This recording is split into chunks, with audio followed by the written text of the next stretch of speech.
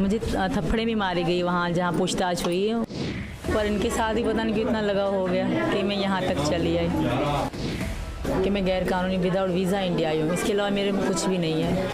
बचपन से मुझे ऐसा था कि मैं काश मंदिर देखूँ, हमारे मंदिर तो हैं पर मैंने कभी नहीं देखा। When one hears of India and Pakistan, one mostly is reminded of bitter feuds. So, when an Indian and a Pakistani fall for each other, the relationship can barely evade the limelight. Although both Seema and Sachin seem very happy, Sachin's family has quite a mixed reaction to her being here. Seema is a mother of 4 children who are also here with her. Our correspondent from One India's Hindi team, Kuldeep, reached Greater Noida, where Seema is living with her husband's family. Stay tuned to know what Seema has to say about her controversial relationship. बेटा ये बताओ, सचिन का घर कौन सा है? ये नस काटी गई है, तुम्हारे लिए कभी काटी गई? सब मेरे ऊपर है। कभी आपने सोचा कि हिंदुस्तान जाना होगा, कभी हिंदुस्तान आने का कभी आपने ख्वाब देखा था? 2020 तक भी नहीं देखा था सर।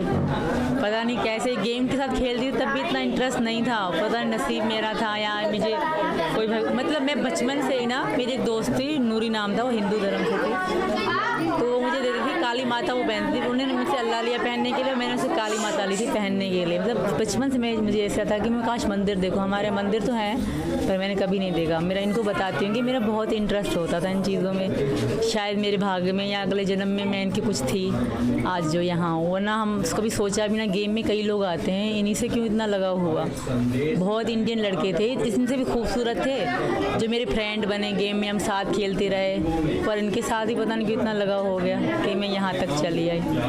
अच्छा, एक चीज़, गेम से दोस्ती हुई, अभी भी गेम जारी है? मैं खेलती थी, ये नहीं खेलते आज अभी आजकल में। लास्ट कब खेला आपने? लास्ट 1 तारीख को मैंने पहली को विनर पास लिया, नया जो आता है दोनों आईडी से, इनकी भी से अपनी में से भी। अच्छा। और ये अब जब से मैं यहाँ आई हूँ तो ये नहीं खेल रहे, जब तक मैं वहाँ थी मेरे साथ खेलते थे। अब छिड़ते हैं क्योंकि काम वाम करते हैं ज़्यादा, बच्चों के लिए ज़्यादा मेहनत करनी पड़ती है। अच्छा, पबजी में दोस्ती हुई, सारी चीज़ें हुई, वहाँ बातचीत शुरू हुई। आपको ये कब लगा कि नहीं अब मुझे हिंदुस्तान जाना है? क्योंकि एक घर छोड़ करके आना है, इतनी सीमाओं का आपने पूरी जो सीमा ही पार कर दी है। एक होता है कि हद पार करनी, एक सीमा पार करनी होती है कि हद पार है, ठीक है, मोटे शब्दों में। तो आपने कब ये सोचा कि अब मुझे जाना चाहिए? कब इतना ट्रस्ट आया आपको? कोई ऐसी बात जिसकी वजह से आप चली आई वहाँ से, वो बात बताइए। ये और इनका परिवार मुझे बहुत अच्छा लगता था। जब ये वीडियो कॉल में दिखाते थे ना, ये घर, यहाँ सब इनके सब मिलजुल के रहते थे, होली मनाते थे, तो मुझे बहुत अच्छा लगता था। और क्योंकि मैं वहाँ अकेली रही हूँ ज़्यादातर, बचपन में तो हमारी मम्मी नहीं थी, और जब बड़े हुई तो यहाँ कराची में शिफ्ट हो गए, तो बहुत अकेली रही हूँ मैं, मेरे बच्चे और मैं। बस इनको पता है मैं अकेली रही। मेरे पापा दिन में चले जाते थे तो रात को आते थे।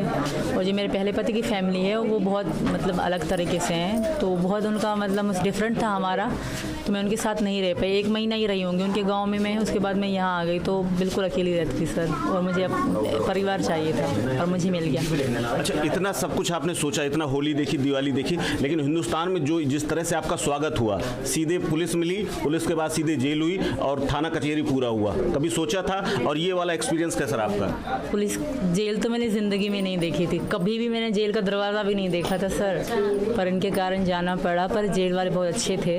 दुख भी हो रहा था कि यार मैं इंडिया वहाँ से यहाँ तक गई और आज जेल में बैठी हूँ, बहुत दुख भी हो रहा था। मुझे थप्पड़े भी मारी गई वहाँ जहाँ पूछताछ हुई। मतलब ज़ाहिर उनका बनता था, क्योंकि मैं गैर कानूनी आई थी।